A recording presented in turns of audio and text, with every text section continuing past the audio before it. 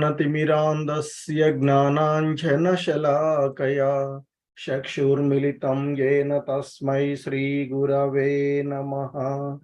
श्रीचैतन्यमनोभीष्टं स्थापितं येन भूतले स्वयं रूपः कदा मह्यं ददाति स्वपदान्तिकम्।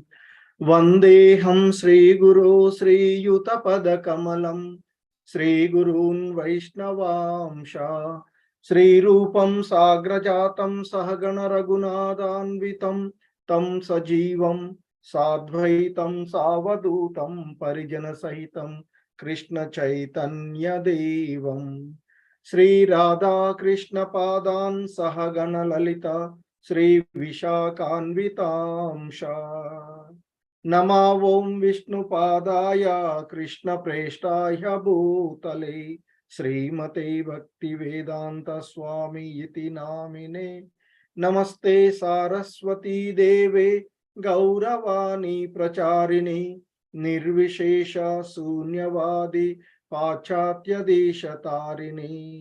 हे कृष्णा करुणा सिंधु दीन बंधु जगत्पते गोपेश गोपिका कांत राधा कांत नमोस्तुते।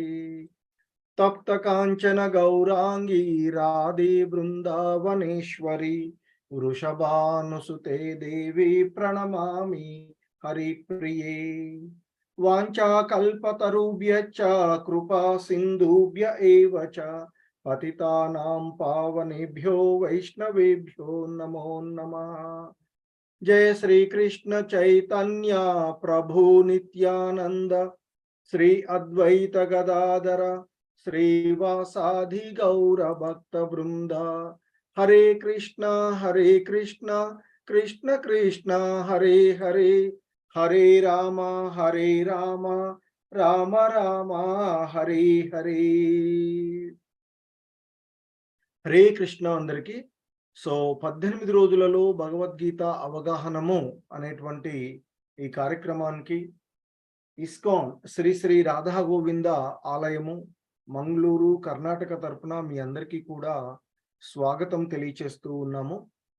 సో గత 15 రోజులుగా రోజుకొక అధ్యాయం చొప్పున భగవద్గీత యథాతథంలో ఉన్నటువంటి 15 అధ్యాయాలను కూడా మనము అవగాహనం చేసుకోవడానికి ప్రయత్నం చేసినటువంటిది.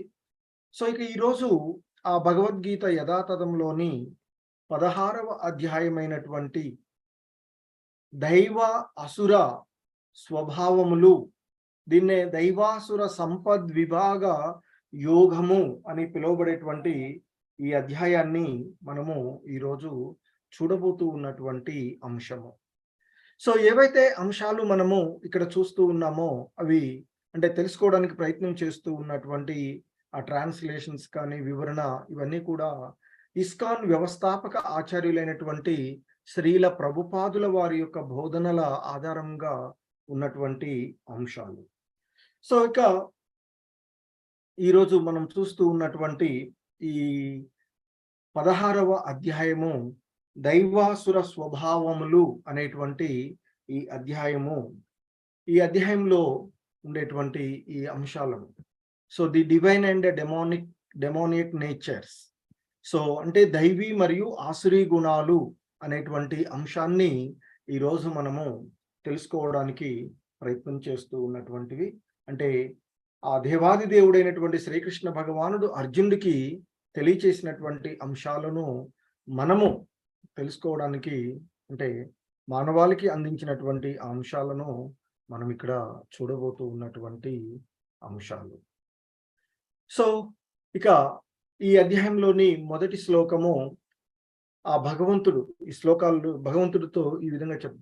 శ్రీ భగవానువాచ అభయం సత్వ సంశుద్ధి జ్ఞాన యోగ వ్యవస్థితి దానం దమచ్చ యజ్ఞచ్చ స్వాధ్యాయ స్తప ఆర్జవం. సో ఇంకా రెండో శ్లోకం, అహింసా సత్యమక్రోధ త్యాగ శాంతిరపైశునం దయాభూతేష్వలోలుప్త్వం మార్దవం హ్రీరచాపలం తేజక్షమ ధృతి చౌచం అద్రోహో నాతిమానిత భవంతి సంపదం దైవీం అమభిజాతస్య భారత. సో ఇక ఆ దేవాది దేవుడైనటువంటి శ్రీకృష్ణ భగవానుడు ఈ విధంగా చెప్తూ ఉన్నారు, ఓ అర్జున, అంటే ఓ భరతవంశీయుడ అర్జున, నిర్భయత్వము, చిత్తశుద్ధి, ఆధ్యాత్మిక జ్ఞాన సాధన, దానము, మనోనిగ్రహము, యజ్ఞ ఆచరణము, వేద పఠనము, తపస్సులు, సరళ స్వభావము, అహింస, సత్యము, కోపము లేకపోవడము, త్యాగము, శాంతి, చాడీలు చెప్పకపోవడము, సకల జీవుల పట్ల దయ కలిగి ఉండడము, అలాగే లోభరహిత్యంగా ఉండడము, మృదుత్వంగా ఉండడము, లోక విరుద్ధమైన మరియు శాస్త్ర విరుద్ధమైనటువంటి పనులు చేయాలి అనున్నప్పుడు సిగ్గుపడేటువంటి విధంగా ఉండడము, దృఢ నిశ్చయంతో ఉండడము, తేజము, ఓర్పు, ధైర్యము, శుచిత్వము, ద్రోహము చేయకపోవడము, గౌరవ వాంఛ లేకపోవడము అనే ఈ దివ్య గుణాలు దైవీ స్వభావము కలిగిన వారి యొక్క లక్షణాలు అర్జున అంటూ ఆ భగవంతుడు ఇక్కడ చెప్తున్నటువంటివి. సో ఇక్కడ ఏదైతే అంశాలు పేర్కొనబడినవో ఈ 26 గుణాలు కూడా దివ్యమైనటువంటి గుణాలు అని చెప్తున్నారు. నిర్భయత్వం, ఎటువంటి భయం లేకుండా ఉండడం, చిత్తశుద్ధిని కలిగి ఉండడం, ఆధ్యాత్మిక జ్ఞాన సాధన కలిగి ఉండడం, ఆధ్యాత్మిక అంశాలను తెలుసుకోవాలి అనేటువంటి భావనలో ఉండడము, దాన ధర్మాలు చేయడము, మనో నిగ్రహంతో ఉండడము, అలాగే యజ్ఞ ఆచరణం చేయడము, వేదాలను అధ్యయనం చేయడము, తపస్సు, సరళత్వము, అహింస, ఇతరులకు ఇబ్బంది కలగకుండా ఉండేటువంటి విధంగా ఉండడము, సత్యముని పలకడము, కోపం లేకపోవడము, త్యాగము అనేటువంటి ఈ 26 గుణాలు ఏవైతే ఉన్నాయో, సో ఇవి దివ్యమైనటువంటి గుణాలు అని చెప్తూ ఉన్నారు. మరి ఈ దివ్య గుణాలను ఉన్నటువంటి ఈ దివ్యమైనటువంటి గుణాలు ఏవైతే ఉన్నాయో అవి దైవీ స్వభావాలు అని చెప్తున్నారు. అంటే దైవీ స్వభావం కలిగిన వారి యొక్క లక్షణాలు అర్జున అంటూ చెప్తున్నారు. సో ఇక్కడ మనకి ముఖ్యంగా నిన్న చూసినటువంటి అధ్యాయంలో 15వ అధ్యాయమైనటువంటి పురుషోత్తమ యోగము అనేటువంటి అధ్యాయంలో మనకి మొదట్లో ఆ భగవంతుడు చెప్పినటువంటి అంశము, ఈ భౌతిక జగత్తు అశ్వత్థ వృక్షముగా వివరించబడినటువంటిది. అంటే ఆ భౌతికమైనటువంటి జగత్తుని అశ్వత్థ వృక్షంతో పోల్చబడినటువంటి అంశం. సో దాని నుండి వచ్చేటువంటి అదనపు వేళ్ళు కొన్నేమో మంగళకరమైనవిగాను, కొన్ని అమంగళమైనవిగా ఉండి జీవుల యొక్క కర్మలతో పోల్చబడ్డటువంటిది. అలాగే మనకి 9వ అధ్యాయంలో ఆ దేవత దైవీ స్వభావులు, ఎవరు దైవీ స్వభావులు, ఎవరు ఆసుర స్వభావాలు అనేటువంటి అంశాన్ని అక్కడ వివరించినటువంటిది. సో ఇక సాధారణంగా వేద నియమాలను అనుసరించి సత్వగుణంలో ఉండి చేసేటువంటి కర్మలు ముక్తి మార్గంలో పురోగతికి మంగళకరమైనవిగా భావించబడుతూ ఉంటాయి. అటువంటి ఆ కర్మలు దైవీ ప్రకృతిగా, అంటే దివ్య స్వభావాన్ని కలిగినటువంటివిగా చెప్తూ ఉంటారు. ఆ దివ్య స్వభావంలో నెలకొన్నటువంటి వారు ముక్తిని పొందుతారు అనేటువంటి అంశాన్ని చెప్తూ ఉన్నటువంటివి. సో ఆ విధంగా ఆ దైవీ లక్షణాలు, అంటే దివ్యమైనటువంటి గుణాలు ఏమిటి అనేటువంటి అంశాన్ని చెప్పి, సో ఇవి దైవ స్వభావం కలిగినటువంటి వారి యొక్క దైవ గుణాలు అని చెప్తున్నారు. అంటే సత్వగుణంలో ఉండే వారి యొక్క లక్షణాలు ఇవి అని ఆ భగవంతుడు ఇక్కడ తెలియచేస్తూ ఉన్నటువంటి అంశం. సో ఇంకా ఆయన చెప్తూ ఉన్నారు, దంభో దర్పోభిమానచ్చ క్రోధ పారుష్యమేవ చ అజ్ఞానం చాభిజాతస్య పార్థ సంపదమా సురీం. ఓ పార్థ, గర్వము, పొగరు, దురహంకారము, క్రోధము, మొరటుతనము మరియు అజ్ఞానము అనేవి ఆసురీ స్వభావము కలిగిన వారి యొక్క లక్షణాలు అంటూ చెప్తున్నారు. సో ఇంతకుముందు ఆ 3 శ్లోకాలలోనూ కూడా ఆ దివ్యమైనటువంటి గుణాలు 26 గుణాలు చెప్పారు. అవి 26 గుణాలు కూడా దివ్యమైనటువంటి గుణాలు అని. ఆ గుణాలు కలిగినటువంటి వారు దైవీ స్వభావులు. అంటే అవి దైవీ గుణాలు అనేటువంటి అంశాన్ని ఆ భగవంతుడు తెలియచేసి, ఇక ఈ 4వ శ్లోకంలో ఆయన చెప్తున్నారు. ఆసురీ స్వభావాల యొక్క లక్షణాలు, గుణాలను చెప్తున్నారు. ఎలా ఉంటాయంటే గర్వంతో ఉండేటువంటి విధానము, పొగరుగా ఉండడము, దురహంకారంతో ఉండడము, క్రోధాన్ని మరియు మొరటుతనాన్ని, అలాగే అజ్ఞానాన్ని కలిగి ఉండడము అనేది ఈ ఆసురీ స్వభావుల యొక్క లక్షణాలు అర్జున అంటూ ఆ భగవంతుడు ఇక్కడ తెలియచేయబడుతూ ఉన్నటువంటి అంశాలు. సో సాధారణంగా ధర్మం యొక్క ఈ 4 స్తంభాలుగా చెప్పబడేటువంటివి ఏంటంటే దయ, తపస్సు, శుచిత్వము, సత్యము అనేటువంటివి ఆ ధర్మం యొక్క 4 పాదాలుగా చెప్తూ ఉంటుంటారు. అంటే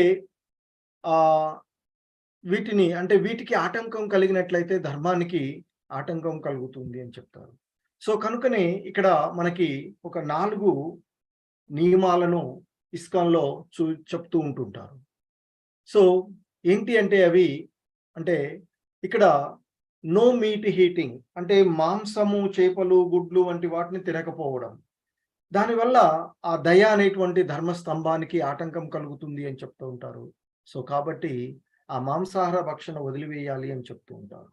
ఇక రెండవది మత్తు పదార్థాలను తీసుకోకుండా ఉండడం. సో నో ఇంటాక్సికేషన్స్ అని చెప్తూ ఉంటారు. మత్తు పదార్థాలను తీసుకోకుండా ఉండడం. అలా మత్తు పదార్థాలను తీసుకోవడం వల్ల మన యొక్క ఆస్టరిటీకి, అంటే తపస్సుకు భంగం కలుగుతుంది. అంటే ఇక్కడ దయ, తపస్సు, శుచిత్వము, సత్యము అనేవి ధర్మం యొక్క 4 పాదాలుగా చెప్తూ ఉన్నారు. సో ఈ ఇంటాక్సికేషన్స్ వల్ల, అంటే మత్తు పదార్థాలను తీసుకోవడం వల్ల తపస్సు అనేటువంటి ధర్మం యొక్క పాదానికి ఆటంకం కలుగుతుంది అని చెప్తూ ఉంటారు.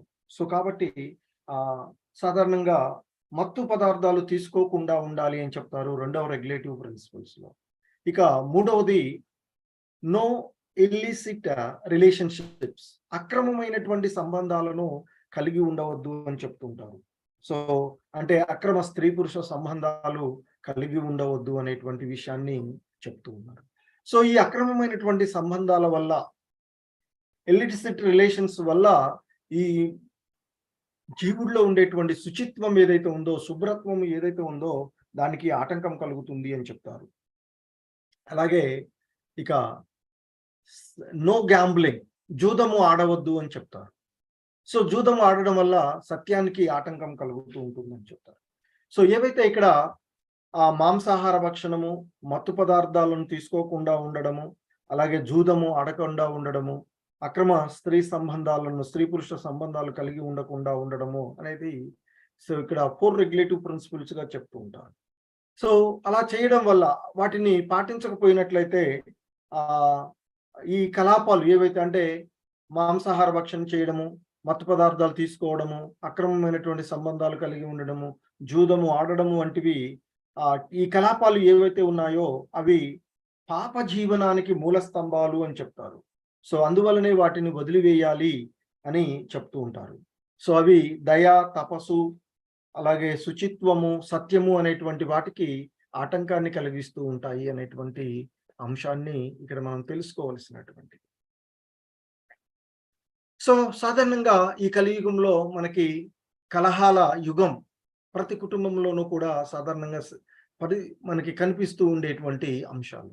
ఒకళ్ళపైన ఒకళ్ళ ఆధిపత్యం చెలాయించాలి అనేటువంటి భావనలతో ఉండి సో ఉండేటువంటి. కానీ భక్తియుతమైనటువంటి సేవలో నిమగ్నమైనట్లయితే కృష్ణుడు కేంద్ర బిందువుగా ఉన్నటువంటి కుటుంబము సంతోషంగా ఉండేటువంటి, కలిసి ప్రార్థించేటువంటి కుటుంబం కలిసి ఉంటుంది అని చెప్తుంటారు. సో అలా లేకుండా ఈ రజో తమో గుణాల సంబంధాలలో ఉండి పోయినట్లయితే అవి సో ఆనందమైనటువంటి జీవనం అంటే కుటుంబాలుగా ఉండవు అని చెప్తూ ఉంటుంటారు. సో ఇంకా చెప్తూ ఉన్నారా భగవంతుడు, దైవీ సంపద్విమోక్షాయ నిబంధాయ సురీమత మాసు చ సంపదం దైవీం అభిజాతోసి పాండవ. సో ఇంకా భగవంతుడు చెప్తూ ఉన్నాడు, ఓ అర్జున, దైవీ గుణాలు మోక్షము దిశగా తీసుకువెళతాయి, కానీ అసురీ గుణములు బంధములలో చిక్కుకొనుటకు కారణము అవుతూ ఉంటాయి అనేటువంటి అంశాన్ని ఇక్కడ తెలియచేస్తూ ఉన్నటువంటిది. సో కాబట్టి ఇక్కడ దైవీ గుణాలేమో ఆ జీవుణ్ణి ముక్త జీవుడుగా మోక్షం వైపుకు తీసుకువెళ్ళగా, ఈ ఆసురీ గుణాలు బంధాలలో అంటే బద్ధ జీవునిగా మార్చేస్తుంది.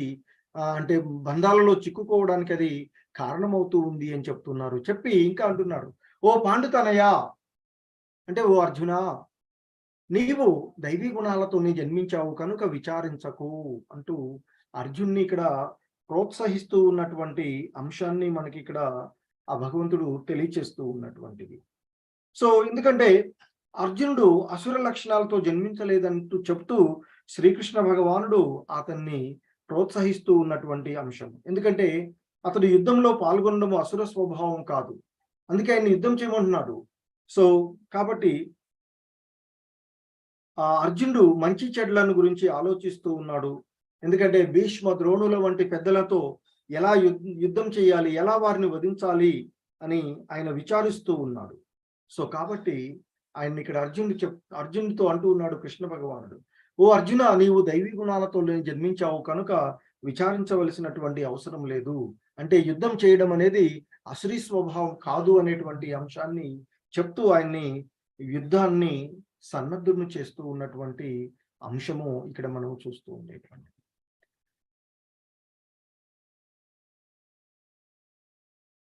ద్వౌ భూత సర్గౌ లోకేస్మిన్ దైవ ఆసుర ఏవ చ దైవో విస్తరశ ప్రోక్తః ఆసురం పార్థ మే శృణు. ఓ అర్జున, ఈ లోకంలో ప్రాణులు రెండు రకాలు.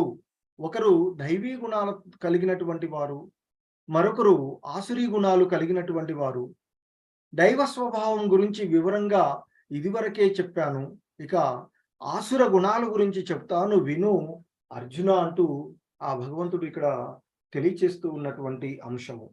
ఎందుకంటే ఆ అర్జున్ని దైవీ గుణాలతోనే జన్మించావు అర్జున, సో నిశ్చయంగా ఆ కృష్ణ చెప్పి ఇక కృష్ణ భగవానుడు ఇప్పుడు ఆసురీ స్వభావ రీతుల గురించి వివరిస్తూ ఉన్నాడు. ఎందుకంటే ఈ భౌతిక జగత్తులో బద్ధ జీవులు జీవులు రెండు తరగతులుగా విభజించబడ్డారు అని, దైవీ గుణాలతో జన్మించినటువంటి వారు, అలాగే అటువంటి వాళ్ళు నియమబద్ధమైనటువంటి జీవితాన్ని గడుపుతూ ఉంటారు. అంటే శాస్త్ర సంబంధమైనటువంటి విషయాలను ఆచరిస్తూ ఉంటారు అని చెప్తారు. అంటే శాస్త్రోపదేశాలను, పెద్దలు మాటలకు కట్టుబడి ఉండడము, అలాగే ప్రామాణిక శాస్త్ర దృష్టిలోనే కార్యకలాపాలను నిర్వర్తించడం చేస్తూ ఉంటుంటారు అని చెప్తారు. సో అదే దైవీ స్వభావంగా చెప్పబడుతూ ఉంది. ఇక శాస్త్రాలలో చెప్పబడినటువంటి నియమాలను పాటించకుండా తనకు తోచిన విధంగా ఎవరైతే ప్రవర్తిస్తూ ఉంటుంటారో అటువంటి వారు అసురులు అని చెప్తున్నారు. అంటే అసుర స్వభావాలు కలిగినటువంటి వారు అనేటువంటి అంశాన్ని చెప్పి ఇంకా అంటున్నాడు ఆ భగవంతుడు ఇక్కడ, ఓ అర్జున, నీకు దైవ స్వభావాల గురించి ఇంతకు ముందే చెప్పాను. సో ఎందుకంటే భక్తి యుగంలో భక్తుల యొక్క లక్షణాలను, ఆ సత్వగుణంలో ఉండేటువంటి లక్షణాలు, దైవీ గుణ స్వభావాల యొక్క లక్షణాలను ఆయన డీటెయిల్ గా ఇప్పటి వరకు చెప్పుకుంటూ వచ్చారు. సో కాబట్టి ఇక అసుర గుణాలు కలిగినటువంటి వారి గురించి నేను వివరిస్తాను, విను అర్జున అంటూ ఉన్నారు. ఆసురం పార్థమే శృణు అంటూ చెప్తున్నారు. నేను చెప్తాను విను అర్జున ఆ అసుర లక్షణాలను గురించి అంటూ ఆ భగవంతుడు ఇక్కడ చెప్తూ ఉన్నటువంటి అంశం. ప్రవృత్తించ నివృత్తించ జనాన విదురాసురాః న చౌచం నాపి చాచారో న సత్యం తేషు విద్యతే. అసుర స్వభావం కలిగిన వాళ్లకు చేయదగ్గదు ఏదో, చెయ్యకూడనిది ఏదో తెలియదు. వాళ్ళు శుచిత్వము, సదాచారము, సత్యం గాని వారిలో కనిపించవు అర్జున అంటూ చెప్తూ ఉన్నారు. అంటే ఇక్కడ ఈ ఆసుర స్వభావాలు కలిగినటువంటి వాళ్ళకి ఏది చేయవలసినటువంటి పనో, ఏది చేయకూడని పనో తెలియదు అని చెప్తున్నారు. వాళ్ళలో శుచిత్వం గాని, ఒక మంచి ఆచారం గాని, వాళ్ళలో నీతి నిజాయితీలు కానీ కనిపించవు అనేటువంటి విధంగా చెప్తూ ఉన్నటువంటి అంశము అసురుల యొక్క లక్షణాలను ఆ భగవంతుడు ఇక్కడ తెలియచేస్తూ ఉన్నటువంటి అంశం. ఇంకా చెప్తున్నారు. అసత్యమప్రతిష్టం తే జగదాహురనీశ్వరం పరస్పర సంభూతం కిమన్యత్ కామహైతుకం. ఇంకా చెప్తూ ఉన్నాడు ఆ భగవంతుడు అర్జునుడితో, ఓ అర్జున, ఈ ఆసురీ స్వభావాలు కలిగినటువంటి వాళ్ళు వాళ్ళ యొక్క భావాలను చెప్తూ ఉన్నారు ఇక్కడ. వాళ్ళు ఈ జగత్తు అసత్యమని, దీనికి ఆధారము అధిపతి లేనిదని వారు అంటూ ఉంటారు. ఎవరు? అసుర స్వభావాలు కలిగినటువంటి వాళ్ళు. ఈ జగత్తు అసత్యమని, దానికి ఆధారం గాని అధిపతి గాని లేను అనేటువంటి చెప్తుంటారు. ఇంకా చెప్తారట వాళ్ళు, మైథున కోరికల వలననే ఇది తయారైంది, ఈ జగత్తంతా తయారైంది. కామము తప్ప, అంటే కోరికలు తప్ప ఈ సృష్టికి మరొక కారణం లేదు అని ఈ ఆసురీ స్వభావాలు కలిగినటువంటి వాళ్ళు వాదిస్తూ ఉంటారు అని చెప్తున్నారు. అంటే ఈ జగత్ ఒక ఇంద్రజాలము అనే అసుర స్వభావాలు నిర్ణయిస్తారు అని చెప్తారు. దీనికి కార్యకారణాలంటూ ఏవీ లేవు, నియామకుడు లేడు, ఉద్దేశము లేదు, అంతా అసత్యము, అకస్మాత్తుగా జరిగినటువంటి ప్రతిచర్యల వలననే ఈ జగత్ అంతా ఉత్పన్నమైనది అనేటువంటి భావనతో వాళ్ళు ఉంటారు అనేటువంటి విషయాన్ని ఇక్కడ ఆ భగవంతుడు తెలియచేస్తూ ఉన్నటువంటిది. ఇంకా చెప్తూ ఉన్నారు, ఏతాం దృష్టిమవష్టభ్య నష్టాత్మానో అల్పబుద్ధయః ప్రభవంతి ఉగ్ర కర్మాణః క్షయాయ జగతో హితాః.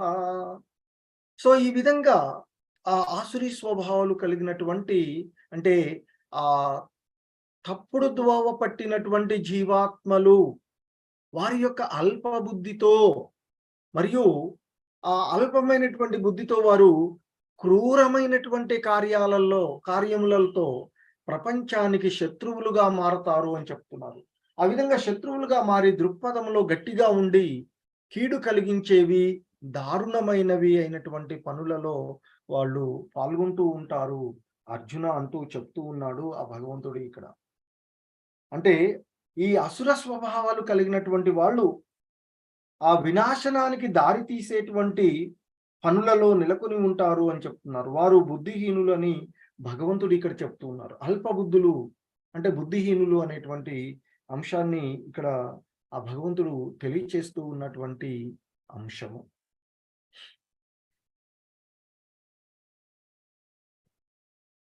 ఇంకా చెప్తూ ఉన్నారు, ఆసురీ స్వభావాలు కలిగినటువంటి వాళ్ళు ఏ విధంగా ఉంటారు అనేటువంటిది.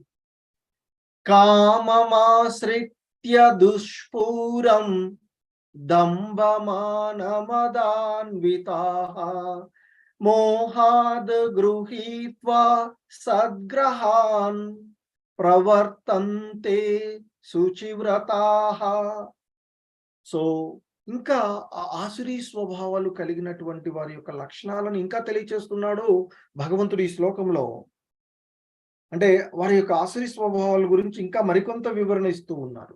ఏమంటే ఈ ఆసురీ స్వభావాలు కలిగినటువంటి వాళ్ళు విపరీతమైనటువంటి కామము, దంభము, దురభిమానంతో నిండి గర్వము మరియు అహంకారాలతో ఈ ఆసురీ స్వభావాలు కలిగినటువంటి లక్షణాలు కలవారు తప్పుడు సిద్ధాంతాలను పట్టుకుని ఉంటారు అర్జున అంటూ చెప్తున్నారు.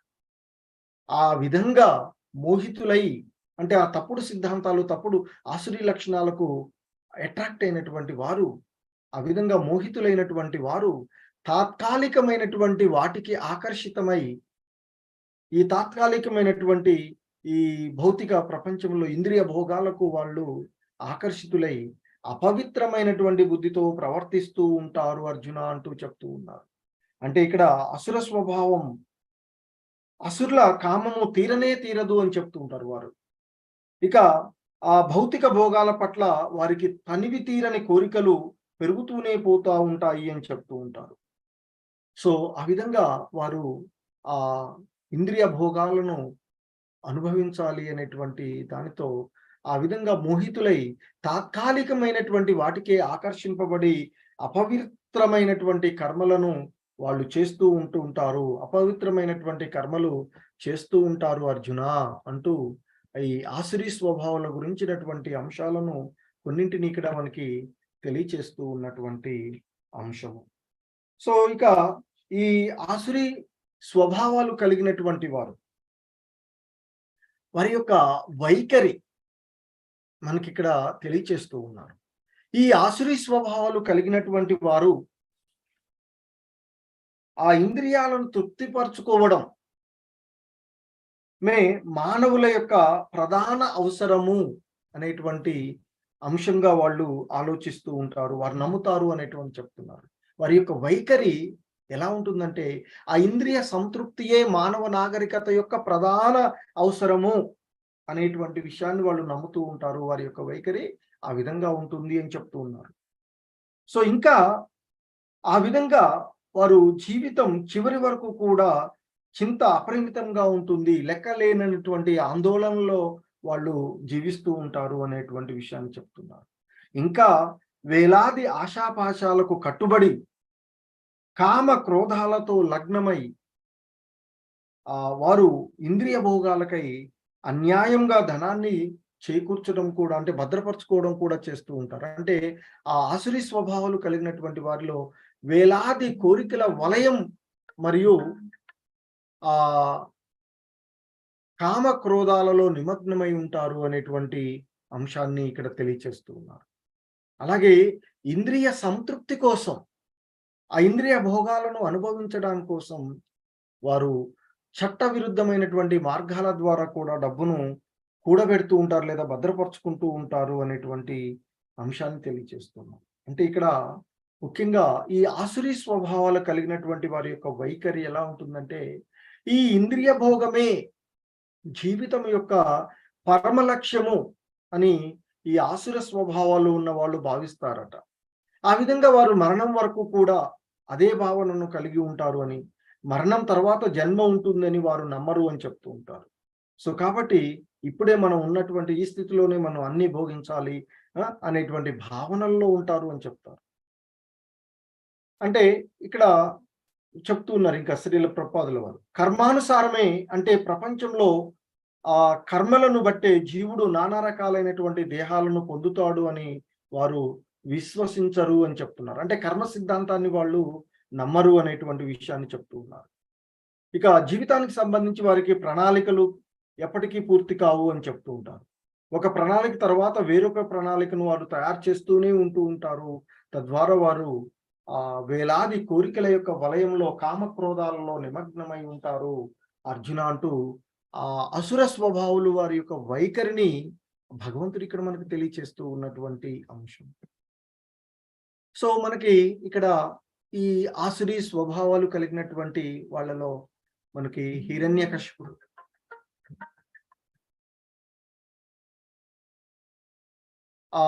హిరణ్యకశిపుడు సో ఆసురీ స్వభావాల వల్ల అతడు తన సొంత కుమారుణ్ణి అంటే ఆ భగవంతుని యొక్క భక్తి తత్వంలో నిమగ్నమై ఉన్నందుకు సొంత కుమారుణ్ణి సంహరించడానికి ఆయన అనేకమైనటువంటి ప్రయత్నాలు చేస్తారు. కానీ చివరికి ఆ భగవంతుడు నరసింహ అవతారంలో వచ్చి తన భక్తుడిని కాపాడుకొని ఆ దుర్మార్గుడైనటువంటి అసురుని సంహరించడం జరుగుతుంది. ఇక్కడ మరొక అసురుడు కంసుడు ఎంతో ఆనందమైనటువంటి సమయంలో తన సహోదరి అయినటువంటి ఆ దేవకిని వసుదేవునితో వివాహమైన తర్వాత వారిద్దరిని ఊరేగింపుగా పంపుతూ అత్తగారింటికి పంపుతూ ఉన్నటువంటి సందర్భంలో ఒక అశరీరవాణి ఆకాశం నుండి శబ్దం ధ్వని వినిపిస్తుంది. ఓ మూర్ఖ కంస, నీ యొక్క సహోదరి అష్టమ సంతానం వల్లనే నీకు మరణం సంభవిస్తుంది. నీవేమో సంతోషంగా ఆమెని అలా అని చెప్తే, వెంటనే అప్పటిదాకా మంచిగున్నటువంటి అంటే వాళ్ళు ఎలా ప్రవర్తిస్తారో అనేటువంటిది, వెంటనే ఆ దేవకీ మాతని సంహరించడానికి ప్రయత్నం చేస్తారు. కానీ వసుదేవుడు అడ్డగించి, నీకు ఆమెతో కాదు కదా ప్రాణహాని, సంతానం వల్ల కదా! ఆ సంతానాన్ని నీకు అప్పజెప్తామని చెప్పేసి బయటపడతారట. సో, అలాగే ఇంకా మరొక రాక్షసుడు మనకి రావణుడు. సీతామాతని అపహరించడం. హ్మ్. సో, ఈ విధంగా ఈ అసుర స్వభావాలు కలిగినటువంటి వాళ్ళు దుర్మార్గమైనటువంటి పనులలోనే నిమగ్నమై ఉంటారు అనేటువంటి చెప్తుంది. సో, ఇంకా ఆసురీ లక్షణాలు కలవారి యొక్క ఆలోచనలు ఏ విధంగా ఉంటాయో చెప్తూ ఉన్నారు ఇక్కడ ఆ భగవంతుడు. ఇదమద్య మయా లబ్ధం ఇమం ప్రాప్సే మనోరథం ఇదమస్తిదమపి మే భవిష్యతి పునర్ధనం. సో ఈ అసుర స్వభావాలు కలిగిన వాళ్ళ ఇలా భావిస్తూ ఉంటుంటారట. ఈరోజు నాకు ఎంతో ఇది లభించింది, ఇక ఈ కోరిక నెరవేరుతుంది, నాకింత ఆస్తి ఉన్నది, మరింత నేను సంపాదించబోతూ ఉన్నాను అనేటువంటి ఒక భవిష్యత్తులో ఇంకా నేను సంపాదిస్తాను అని, అది మరింత పెరుగుతుంది అనేటువంటి ఒక భావనల్లో వాళ్ళు ఉంటారని చెప్తున్నారు.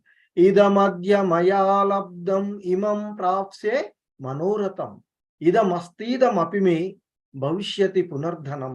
ఇంకా నేను సంపాదించుకుంటాను ధనం, భవిష్యత్తులో ఇంకా నేను కూడబెట్టుకుంటాను అనేటువంటి భావనలతో ఉంటారట. సో ఇంకా చెప్తూ ఉన్నారు. అసౌ మయా హత శత్రుః హానిస్యే చాపరానపి ఈశ్వరోహమహం భోగి సిద్ధోహం బలవాన్ సుఖీ. ఇంకా వాళ్ళు ఎలా ఉంటారంటే వారి యొక్క భావనలు, అతడు నా శత్రువు, ఆ శత్రువుని నేను చంపేశాను, ఆ మిగిలిన వారిని కూడా నేను వధిస్తాను అంటే సంహరిస్తాను, నేను ప్రభువుని అంటే భోగించేటువంటి వాడిని నేనే, సుఖభోగిని నేనే, తలపెట్టినటువంటి వాటన్నిటినీ సాధించగలిగేటువంటి సమర్థుణ్ణి నేనే, బలవంతుణ్ణి నేనే, సుఖవంతుణ్ణి నేనే అనేటువంటి ఒక ఆ విధంగా ఈ ఆసురీ స్వభావాలు కలిగిన వాళ్ళు భావిస్తూ ఉంటారు అని చెప్తున్నారు. సో ఇంకా ఈ ఆసురీ స్వభావాలు కలిగిన వారి యొక్క భావనలు చెప్తూ ఉన్నారు ఇంకా. ఆఢ్యోభిజనవానస్మి కిన్యోస్తి సదృశో మయా యక్షే దాస్యామి మోదిష్య ఇత్యజ్ఞాని విమోహితాః. సో ఇంకా చెప్తూ ఉన్నారు, ఈ ఆసురీ స్వభావాలు కలిగిన వాళ్ళు ఇంకా వారి యొక్క భావనలు, వారి యొక్క లక్షణాలు ఏ విధంగా ఉంటాయి, వారి యొక్క ఆలోచనలు ఏ విధంగా ఉంటాయి చెప్తూ ఇంకా చెప్తున్నారు. నేను డబ్బు ఉన్నవాణ్ణి, నేను ఉన్నత వంశంలో ఉద్భవించాను, జన్మించాను, నాకు సాటైనటువంటి వాడు ఎవడూ లేడు, నేనే యజ్ఞాలను చేస్తాను, నేనే దానాలు ఇస్తాను, ఆనందాన్ని అనుభవించేవాడిని నేనే. ఈ విధంగా ఆ అసుర స్వభావాలు కలిగినటువంటి వాళ్ళు అజ్ఞానం చేత మోహితులై ఆ విధంగా భావిస్తూ ఉంటారు అర్జున అంటూ, ఆసురీ స్వభావాలు, ఆసురీ లక్షణాలు కలిగిన వారి యొక్క ఆలోచనలు ఏ విధంగా ఉంటాయో ఆ భగవంతుడు ఇక్కడ ఈ 13 నుంచి 15 శ్లోకాలలో వివరించినటువంటి అంశము. సో ఇంకా చెప్తూ ఉన్నారు, ఈ ఆసురీ స్వభావాలు కలిగిన వాళ్ళు ఏ విధంగా ప్రవర్తిస్తూ ఉంటుంటారో. అనేక చిత్త విభ్రాంతాః మోహజాల సమావృతాః ప్రసక్త కామభోగేషు పతంతి నరకేషు చౌ. సో ఇంకా చెప్తూ ఉన్నారు ఆ భగవంతుడు ఇక్కడ తెలియచేస్తూ ఉన్నటువంటి అంశాలు. ఆయన అంటూ ఉన్నారు ఇక్కడ, ఈ విధంగా అంటే ఇటువంటి ఊహలు, అంటే ఇంతకుముందు చెప్పినటువంటి లక్షణాలు, ఈరోజు నా దగ్గర ఇంత ఉంది అనేటువంటి ఆ విధంగా ఉంటారు కదా, నాకంటే గొప్పవాడు ఎవడూ లేడు, నేనే భోగించేటువంటి వాడిని, నేనే యజ్ఞాలు చేస్తాను, నేనే దానాలు ఇస్తాను, ఆ విధంగా ఆనందిస్తూ ఉండేటువంటి వాళ్ళు, అటువంటి ఊహలతో ఉండేటువంటి వారు, అటువంటి తలపులతో తప్పుదారి పట్టినటువంటి వాళ్ళు ఆ మోహము అనేటువంటి వలలో చిక్కుకొని పోతారు అని చెప్తున్నారు. మోహం, ఆ భ్రమ అనేటువంటి వలలో చిక్కుకొని పోయి ఇంద్రియాలను తృప్తిపరచడానికే బానిసైపోతూ ఉంటారు. ఆ ఇంద్రియ భోగాలను అనుభవించడానికి. నాలుక రుచులు, చెవులకు వినపడేవి, కళ్ళకు చూసేవి, ఈ విధమైనటువంటి ఆ అంశాలకు బానిసైపోయి వారు నరకాలకు పతనమైపోతారు అర్జున అంటూ చెప్తూ ఉన్నారు ఆ భగవంతుడు. సో, ఆ విధంగా తప్పుదారి పట్టినటువంటి వాళ్ళెప్పుడూ కూడా ఉన్నతమైనటువంటి లోకాలకు చేరుకోలేరు అనేటువంటి అంశం ఇక్కడ మనకు చెప్తూ ఉన్నటువంటిది. సో, ఆ విధంగా ఇంద్రియాలను అనుభవించాలి, ఆ ఇంద్రియ భోగాలను అనుభవించాలి అనేటువంటి భావనలో ఉన్నటువంటి వారు దానికి బానిసైపోయి ఇక నరకాలకు పతనమవుతూ ఉన్నారు అని చెప్తూ ఉన్నారు. సో, ఇంకా చెప్తూ ఉన్నారు. ఆత్మ సంభావితా స్తబ్ద ధనమాన మదాన్వితాః యజంతే నామ యజ్ఞైస్తే దంభేన విధిపూర్వకం. సో ఇంకా చెప్తూ ఉన్నారు. ఆ ఆసురీ స్వభావాలు కలిగినటువంటి వాళ్ళు, ఆ అసురులు ఎవరైతే ఉన్నారో వారు తమను తామే పొగుడుకుంటూ ఉంటుంటారట.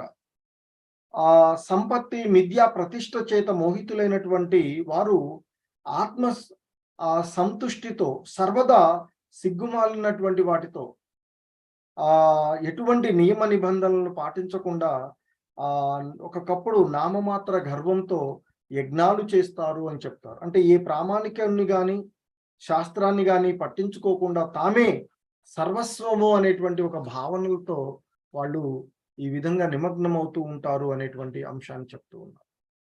తమను తామే పొగుడుకుంటూ వినయ విధేయతలు లేకుండా ధన మద గర్వంతో వాళ్ళు శాస్త్ర విరుద్ధంగా ప్రేరుకు మాత్రమే యజ్ఞాలు చేస్తూ ఉంటారు అర్జున అంటూ చెప్తూ ఉన్నారు. సో ఇంకా చెప్తూ ఉన్నారు. అహంకారం బలం దర్పం కామం క్రోధం చ సంశ్రితాః మామాత్మా పరదేహేషు ప్రద్విషంతోభ్యసూయకాః. సో ఇంకా చెప్తూ ఉన్నారు ఆయన. ఓ అర్జున, అహంకారము, బలము, గర్వము, కామ క్రోధములచే కళ్ళు మూసుకుపోయి భగవంతుని పట్ల అసూయ కలవారై తమ దేహంలోనూ మరియు ఇతరుల దేహాలలోనూ ఉన్నటువంటి నన్ను ద్వేషిస్తూ ఉన్నారు అర్జున అంటూ చెప్తున్నారు. అంటే ఈ అసుర స్వభావాలు కలిగినటువంటి వాడు సర్వదా ఆ భగవంతుని పరమశ్రేష్టతను వ్యతిరేకించే కారణంగా శాస్త్రాలను విశ్వసించరు అని చెప్తారు. అతడు శాస్త్రాలు, భగవంతుని యొక్క అస్తిత్వాన్ని, ఆ రెండింటి పట్ల అసూయతో ఉంటాడు. ఆ భగవంతుని పట్ల, భగవంతుని యొక్క అస్తిత్వం పట్ల, శాస్త్రాల పట్ల అసూయతో ఉంటాడు అని చెప్తున్నారు. అతని నామమాత్ర ప్రతిష్ట, ధన బల సంపత్తులే దీనికి కారణమవుతూ ఉంటాయి అని చెప్తారు. సో ఎందుకంటే ఇక్కడ ఆ శిశుపాలుడు, ఇతర రాక్షసులు ఎంతో మంది ఆ భగవంతుణ్ణి హేళన చేస్తూ ఉండేటువంటి వారు. సో ఒకసారి ధర్మరాజు జరిపినటువంటి రాజసూయ యాగంలో అక్కడ ఉన్నటువంటి వాళ్ళలో భీష్ముల పితామహులు వారు చెప్పినట్లుగా ఆ కృష్ణ భగవానుడికి అగ్రతాంబూలం ఇస్తారు. సో దానికి ఇక అక్కడ ఉన్నటువంటి ఆ సభలో ఆ శిశుపాలుడు, ఇతర రాక్షసులు, శిశుపాలుడు ముఖ్యంగా ఒక సాధారణమైనటువంటి యాదవుడికి ఈ అగ్రతాంబూలం ఇవ్వడం ఏంటి? అతడు చాలా చిన్న రాజు, మేము అంతకంటే ఉన్నతమైనటువంటి వాళ్ళమని వాళ్ళు ఆ విధంగా ఆ భగవంతునిపై అసూయ కలిగి ఆ భగవంతుని ఎప్పుడూ కూడా ద్వేషిస్తూనే ఉండేటువంటి వాడు అని చెప్తారు.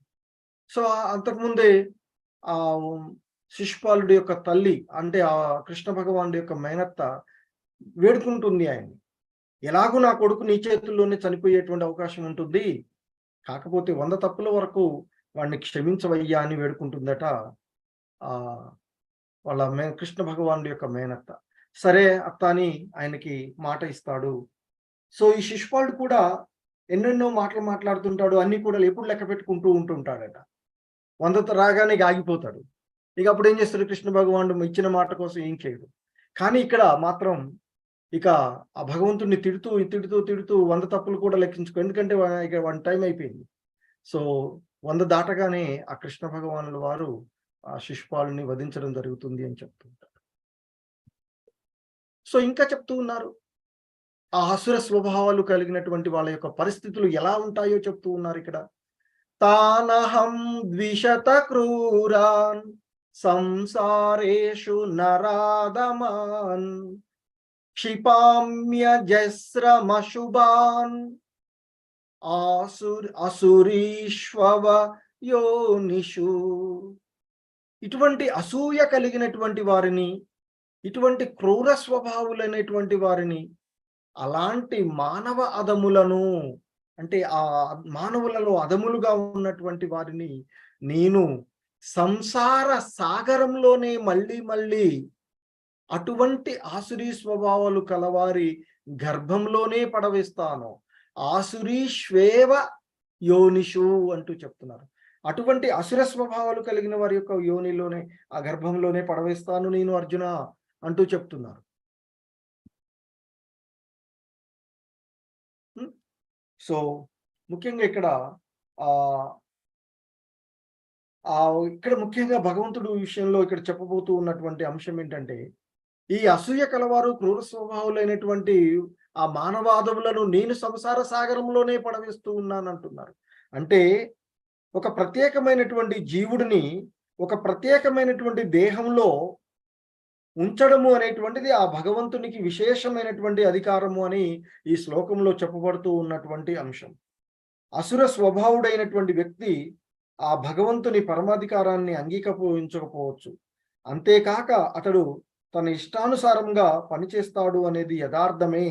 కానీ అతని యొక్క తదుపరి జన్మ భగవంతుని యొక్క నిర్ణయంపైనే ఆధారపడి ఉంటుంది. ఎందుకంటే ఆ హృదయస్థ పరమాత్ముడు సాక్షిభూతంగా ఉంటారు అని చెప్తూ ఉంటుంటారు. సో కాబట్టి మరణం తర్వాత వ్యక్తిగతంగా ఆ తల్లి గర్భంలో ఉంచబడగా ఆ ఉన్నత శక్తి యొక్క పర్యవేక్షణలో ఒక రకమైనటువంటి దేహాలను పొందడం జరుగుతూ ఉంటుంది. అయితే ఈ క్రూర స్వభావాలు, అసురీ స్వభావాలు కలిగినటువంటి ఆ మానవాదములను నేను మళ్ళీ మళ్ళీ అదే ఆసుర స్వభావాలు కలిగినటువంటి వారి యొక్క ఆ గర్భంలోనే పడవేస్తాను అర్జున అంటూ చెప్తూ ఉన్నారు. సో ఇంకా చెప్తున్నారు ఇక్కడ, ఆసురిం యోని మాపన్నాహ మూఢా జన్మని జన్మని మామ ప్రాప్యైవ కౌంతేయ తతే యాంత్యధమాగతిం. ఓ కౌంతేయ, అసుర జీవజాతులలోనే మాటి మాటికి జన్మ పొందేటువంటి అలాంటి మూర్ఖులు ఏ జన్మలోనూ నన్ను చేరుకోలేరు అర్జున అంటూ చెప్తున్నారు. క్రమక్రమంగా వారు అంతకంతకి అధోగతి పాలవుతూ ఉంటారు, ఇంకా ఇంకా క్షీణించిపోతూ ఉంటుంది అనేటువంటి విషయాన్ని ఇక్కడ తెలియచేస్తూ ఉన్నటువంటి.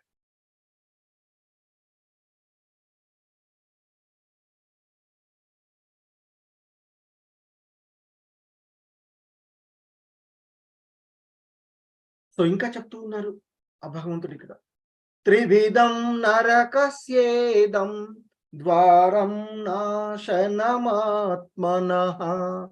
కామ క్రోధస్తథా లోభః తస్మాదేత త్రయం త్యజేత్.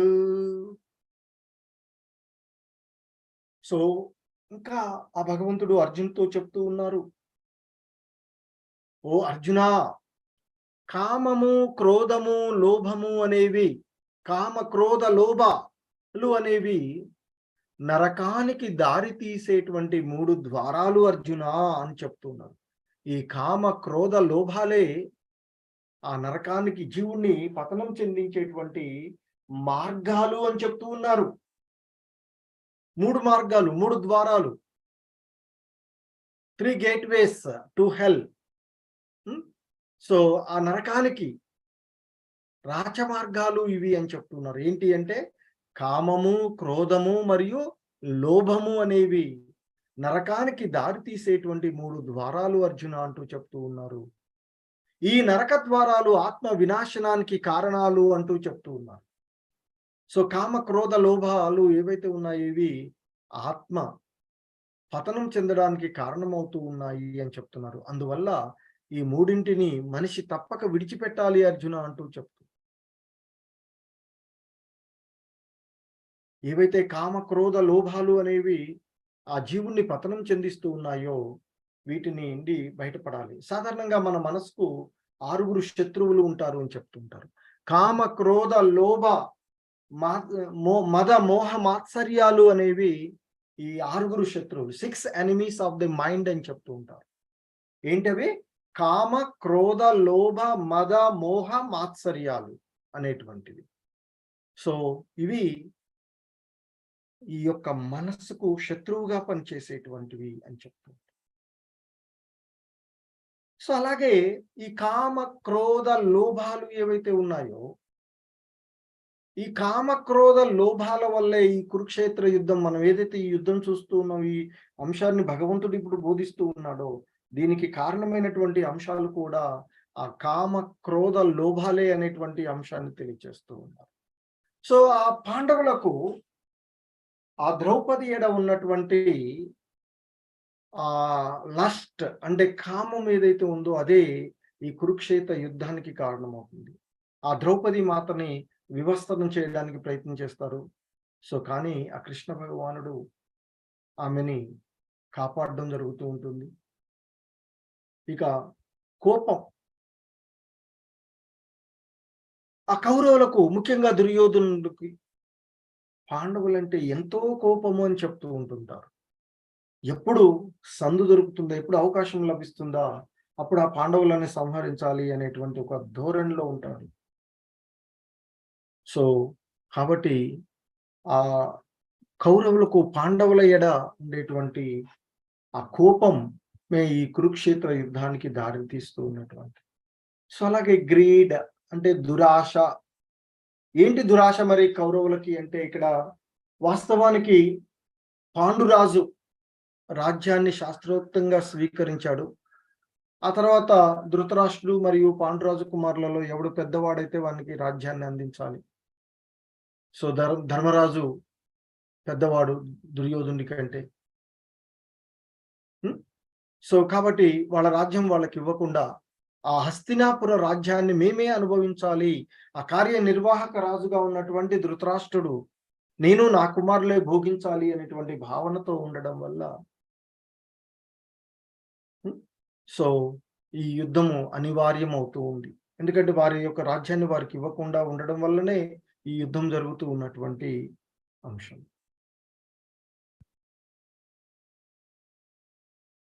సో ఇంకా చెప్తూ ఉన్నారు, ఏతైర్విముక్త కౌంతేయ తమో ద్వారై త్రిభిర్నరః ఆచరత్యాత్మన శ్రేయః తతో యాతి పరాం గతిం. ఓ కౌంతేయ, ఈ 3 దుర్గుణాలను వదిలివేసిన వాడు అంటే ఏంటి? ఆ 3 దుర్గుణాలు కామ క్రోధ లోభాలు అనేటువంటి 3 దుర్గుణాలను వదిలివేసిన వాడు ఆత్మానుభూతికి అనుకూలమైనటువంటి కార్యాలను చేస్తూ ఆ విధంగా క్రమక్రమంగా పరమపదాన్ని పొందుతాడు అర్జున అంటూ చెప్తాడు. సో ఇంకా చెప్తున్నా, యశాస్త్ర విధి మత్సృజ్య వర్తతే కామకారతః న సిద్ధిమవాప్నోతి న సుఖం న పరాం గతిం. శాస్త్రముల విధులను విస్మరించి తన ఇష్టానుసారంగా పనిచేసేటువంటి వాడు పరిపూర్ణతను గాని, ఆనందాన్ని కానీ, లేదా పరమగమ్యాన్ని కానీ పొందజాలడు అర్జున అంటూ చెప్తూ ఉన్నారు ఆ భగవంతుడు. సో శాస్త్ర విధులను విస్మరించి తన ఇష్టానుసారంగా ఎవడైతే పనిచేస్తాడో అటువంటి వాడు పరిపూర్ణతను గాని, ఆనందాన్ని గాని, లేదా పరమగమ్యాన్ని కానీ పొందలేడు అనేటువంటి విషయాన్ని తెలియజేస్తూ ఉన్నటువంటి అంశం. సో ఇంకా చెప్తున్నా, తస్మా శాస్త్రం ప్రమాణంతే కార్యాకార్య వ్యవస్థితౌ జ్ఞాత్వా శాస్త్ర విధానోక్తం కర్మ కర్తుం ఇహరహసి.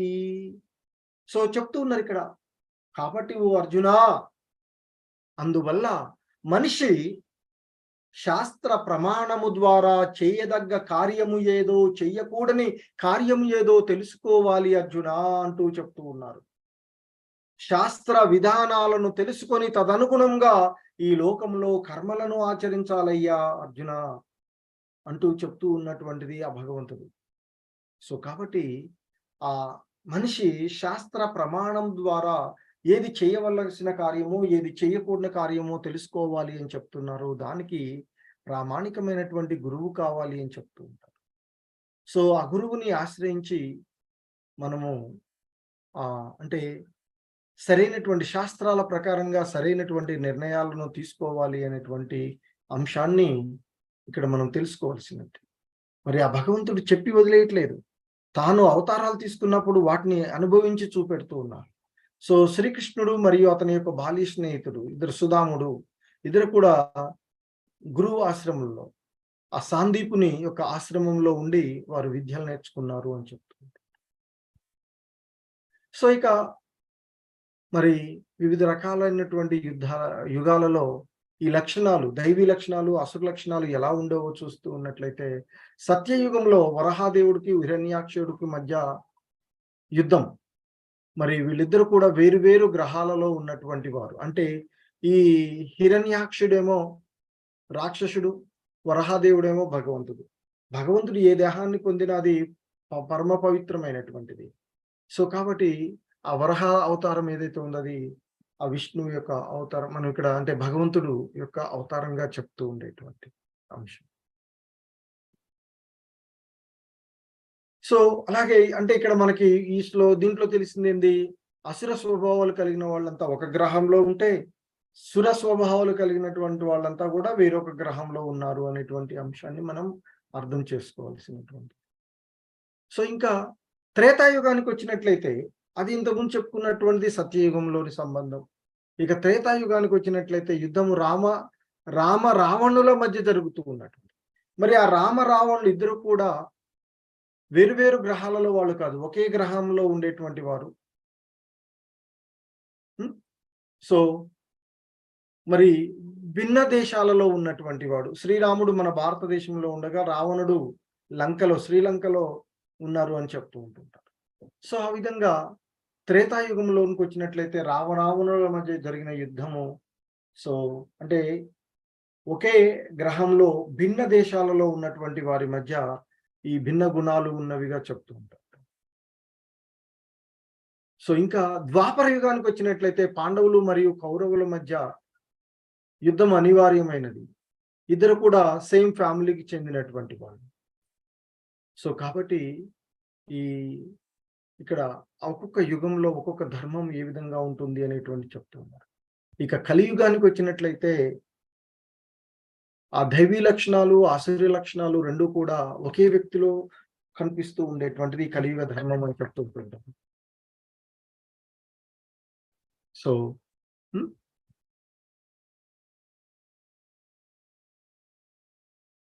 సో ఇక మరి మనలో ఉన్నటువంటి మన అంతర్గతంగా ఉన్నటువంటి ఈ ఆసురీ లక్షణాలను బయటపడేసుకున్నటువంటి లక్ష్యం ఏంటంటే వాటి నుండి ఎలా బయటపడాలి అంటే ఆ భగవంతుని యొక్క నామజపం. ఈ కలియుగానికి యుగ ధర్మంగా చెప్పబడినటువంటి నామజపం. అదే హరే కృష్ణ కృష్ణ కృష్ణ హరే హరే, హరే రామ రామ రామ హరే హరే అంటూ ఆ భగవంతుని యొక్క నామ జపం చేయడం. హరే కృష్ణ అందరికీ. సో ధన్యవాదాలు.